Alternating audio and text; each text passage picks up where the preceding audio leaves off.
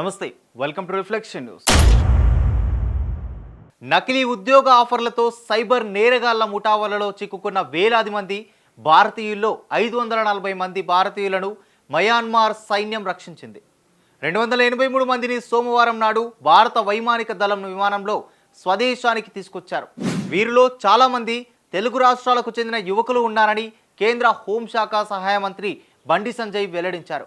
కరీంనగర్ జిల్లా మానకొండూరు మండలం రంగపేట గ్రామానికి చెందిన మధుకర్ రెడ్డి అనే యువకుడు ఉద్యోగం కోసం వెళ్లి బందీగా మారిన విషయం మీడియాలో రావడంతో స్పందించిన కేంద్ర హోంశాఖ సహాయ మంత్రి బండి సంజయ్ కుమార్ వారిని రప్పించేందుకు చర్యలు తీసుకున్నారు. భారత విదేశాంగ శాఖకు స్వయంగా లేఖ రాసి మయన్మార్, థాయిలాండ్ దౌత్య కార్యాలయాలను అప్రమత్తం చేశారు. ఈ నేపథ్యంలో మయన్మార్ ప్రభుత్వం తన ఆర్మీని పంపి సైబర్ ఫ్రాడ్ కేసులలో బందీలుగా ఉన్న భారతీయులను రక్షించింది.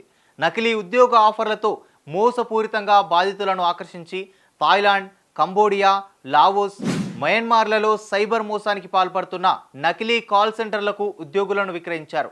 థాయిలాండ్, మయన్మార్ సరిహద్దు ప్రాంతాల్లోని స్కామ్ సెంటర్లు నిర్వహించే సైబర్ ముఠాలు వీరితో బలవంతంగా సైబర్ నేరాలు, మోసపూరిత కార్యకలాపాలు చేయిస్తున్నారని భారత విదేశీ వ్యవహారాల శాఖ తెలిపింది.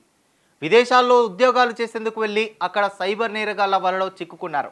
థాయిలాండ్ కేంద్రంగా వీరందరికీ ఉద్యోగాలు ఇప్పిస్తామని స్థానిక ఏజెంట్ల ద్వారా సైబర్ నేరగాళ్లు యువతకు ఆశ చూపారు.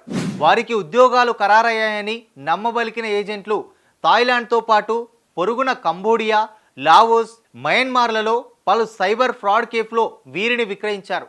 అక్కడికి వెళ్ళాక వారితో బలవంతంగా ఆన్లైన్ నేరాలు చేయిస్తున్నారు. ఒకవేళ సైబర్ నేరాలు చేయకపోతే యువతీ యువకులకు చిత్రహింసలు పెట్టి హింసిస్తారు. కేంద్ర మంత్రి బండి సంజయ్ అప్రమత్తం చేయడంతో భారత ప్రభుత్వం మరింత వేగంగా స్పందించింది. బాధితులను మయన్మార్ సైన్యం రక్షించినట్టు భారత ప్రభుత్వం తెలిపింది. మయన్మార్, థాయిలాండ్లోని భారత రాయబార కార్యాలయాలు స్థానిక అధికారుల సమన్వయంతో వీరిని స్వదేశానికి రప్పించారు. థాయిలాండ్లోని మేసోట్ నగరానికి తీసుకొచ్చి అక్కడి నుంచి విమానంలో ఢిల్లీకి తరలించారు. నకిలీ ఉద్యోగ ఆఫర్తో యువతను సైబర్ ముఠాలు ఆకర్షించే ప్రయత్నం చేస్తున్నాయని, ఇలాంటి రాకెట్ల విషయంలో అప్రమత్తంగా ఉండాలని ప్రభుత్వం హెచ్చరిస్తోంది. విదేశాల్లో ఉద్యోగ ఆఫర్ను అంగీకరించే ముందు అక్కడ భారత రాయబార కార్యాలయాలు, నియామక ఏజెంట్లు, కంపెనీల ద్వారా అస్సలు నిజాలు తెలుసుకోవాలని సూచించింది.